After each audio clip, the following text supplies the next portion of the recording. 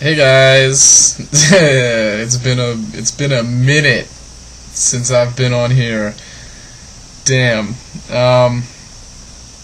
Yeah, I needed to make a video because a certain Mr. Ryan Dye, his username is Ryro Dye. Yes, Ryan has as he's stated, recently been in contact with me and has kind of resurged my desire to make videos, at least to make this one video. We'll see how it goes. I'm sure once the semester ends, fingers crossed, hopefully I'll be picking up more vinyl that I'll be able to share. But to be honest, the biggest reason I haven't been making videos is just because I've been pretty busy with work and school and not buying a lot of records, unfortunately. I'm pretty much living like paycheck to paycheck, so you know how it is. Records don't really find their way into the expenditure. But damn, I've got a story and 3 records to show you. I was gonna wait until I have a couple things coming in the mail because I had a gift card that I used for Amazon. So I have 2 things coming in the mail. I was gonna wait for those to show up before I made a video, but I figured this story that I have warranted a solid video of its own. So I'll show these 3 records, might as well, and then we get 2 videos out of it, right? Okay, so I'll start with the 2 things I got for Record Store Day. My record store day was a lot of fun. I mean, I only went to one record store, and I was only there for maybe 45 minutes, but then I ended up going to, like, the Orioles game, and just hanging out with a lot of friends that day, and it was just a good day. And I only bought 2 things, one of them which is a Record Dork Say exclusive, but to be honest, a lot of things on that list didn't really interest me. I really wanted to get the Roots album, Things Fall Apart, but that was not in the store I was at, unfortunately. So I didn't get that. But I did get this one Record Store Day release. Don't poke fun, but it's the Mumford & Sons 10-inch, where they played at Bull Moose. And I've been to Bull Moose, and you know, everybody knows that that guy puts out those like videos every Record Store Day, and so it's kind of an iconic store. And then, you know, Mumford & Sons is pretty big. And to be honest, I would not have bought this if it wasn't for the songs that they decided to play. I obviously could do without I Will Wait, but Ghosts That We Knew and Where Are You Now are both like great tracks that aren't super popular. I mean, at least in, you know, relation to some of their other songs. So I was like, you know, alright, I'll get a Record Store Day exclusive just so that I have a Record Store Day exclusive from every year. And, you know, it's pretty limited. I don't think it's just numbered or anything, but I remember seeing somewhere that there was only like 2,000 of them. I could be wrong about that, but, you know, very simple. There's nothing in here except the record, but just a cool little thing to have, I guess. Yeah. Plus, Mumford & Sons are great live, so, yeah, I couldn't really complain. And then this is also pretty cliche, too. I'm not claiming that I was getting anything super exciting, but this is just a staple that I don't have in my collection that probably needs to be in my collection. This is MGMT's first album, Oracular Spectacular. They're coming out with a new one. The single Alien Days is out, and it's great.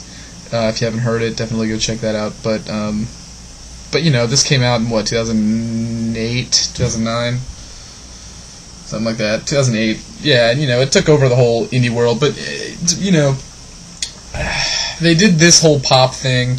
They had all the singles and the hits, and then they released Congratulations, which I think is better, barely. But just they changed direction so much. They kind of were like, you know what? We're done with these singles. We're just going to do what we really want to do now. You know, we've got the popularity. No need to write another Electric Feel or Time to Pretend. You know, and so it was cool. It was great to see them branch out and do what they like really felt was right. I think they went a little too far at a couple points on that album, and so I'm excited to see what they do next. Yeah, but it's just nice to see MGMT out of their shell and out of that kind of music. You know, it's like they really don't feel the need to conform to a certain, you know, musical style, and that's what's really cool about them now. So I definitely appreciate them, and I think people need to give them a shot past that album. I think it was kind of a bad first impression of their level of creativity and whatnot. So yes, MGMT, definitely a fan. I'm actually seeing them next Friday, believe it or not, down in College Park. They're coming to the University of Maryland, so that'll be fantastic. Okay, so guys, I'm amidst the 4 concerts in 2 weeks for me. Last Friday, a week ago. A week ago, I saw Steven Wilson in Philadelphia, which was incredible. I mean, he performed a whole new album. Mike Portnoy apparently was like backstage, side stage, watching the show the whole night. I didn't find that out until afterwards. But Marco Miniman was again. I've seen him twice now with Steven Wilson, and he's just a mind-blowing drummer. Nick Beggs is fantastic. Guthrie is an amazing guitarist. Theo Travis, incredible, and Adam Holtzman, just like an amazing keyboardist. Steven Wilson doing Steven Wilson things. It was an amazing show. He's definitely bumped up the visuals. He played Radioactive Toy, the Porcupine Tree song. Great show. So, and then Sunday here at school, we had Macklemore and Ryan Lewis come, and I was like, okay, it's like $10 because I'm a student, so I'll go check that out. And it was pretty good. Macklemore's Macklemore. I could do without his. I'm not a huge fan. I don't mind him. He's not bad. I don't dislike him. But he's not like the greatest rapper. I'd much prefer Ryan Lewis's production style. I really do enjoy that. I'd almost kind of wish he would like do something instrumental because, yeah, he can make some nasty beats. So that was fun. And then last night I saw Flying Lotus, and I've seen him once before. I saw him in Bonnaroo in 2011, and he didn't come on until like 2 a.m., and I was pretty much a zombie at that point.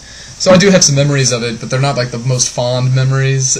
So it was incredible seeing him. I saw him at the 930 Club in Washington, D.C., and it was just so intimate, and his visuals were so amazing. He had one transparent curtain, like a giant, that took up the whole stage, transparent, really thin curtain that was in front of him, and then there was another screen behind him, and they would project different things, or sometimes the same or similar things on both screens, and it would create an amazing like 3D illusion with him right there. You could see him the whole time, pretty much. The screen didn't really obstruct him much at all. So, wow, one of the most incredible visual experiences I've ever seen at a show. Just really, really cool. And he was amazing. Teebs and Thundercat opened for him, which Teebs is on the Brainfeeder label, Flying Lotus's record label. And he does a lot of stuff kind of similar to Flying Lotus. It's a little more accessible, a little more gentle. And then Thundercat is like one of the best bassists in the world right now. His new album's coming out soon. So I was a big fan of all three of them going into that show, and they did not disappoint. Yeah, incredible. And after the show, he came off the stage, jumped down, and was like talking to us. I shook his hand, and I was like, "Hey man, I caught you back in 2011. It was amazing."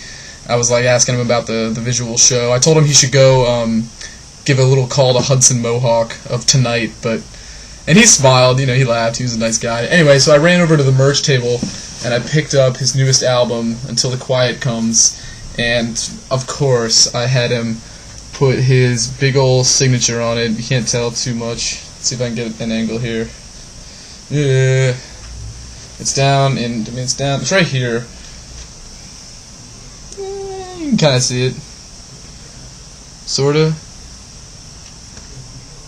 Yeah. Anyway, you can see it in person really well. But yeah, I got him to sign his new album, and it was just so cool. My friend that I was with is like probably an even bigger fan than I am, and when he got to shake his hand, he grabbed it and just hung on to it and was like, yes, so happy to meet you. But yeah, so I picked up Until the Quiet Comes, his latest album. Just amazing. I mean, this artwork is incredible. This spot garnished picture, and then the inner sleeves are just like this glossy, really cool, just kind of avant-garde artwork. Yeah, really cool. Black vinyl. So yeah, it was an amazing experience seeing him live again. in such a intimate environment, as I said, was just something that I needed to do. So I'm so glad I didn't miss this. It was an incredible show. And then, yeah, to top it all off, I got to fucking meet him. Just amazing. So, yeah, guys, I needed to come on here and tell you about that. I hope word gets out that this video has been posted by all of y'alls. I missed you all, if that means much. I've missed you. I've missed doing this. I still watch a lot of videos. It's not like I haven't been watching, just haven't been posting. So, cool. 10.5 minutes. That's not too bad. Damn. Alright, I hope you guys comment and whatnot. I'd love to talk to you again. And, yeah, take it easy. I'll definitely be posting a video soon when those 2 other records arrive. So, yeah, for now, take care. Ryan, thanks for getting me back on here. And, peace.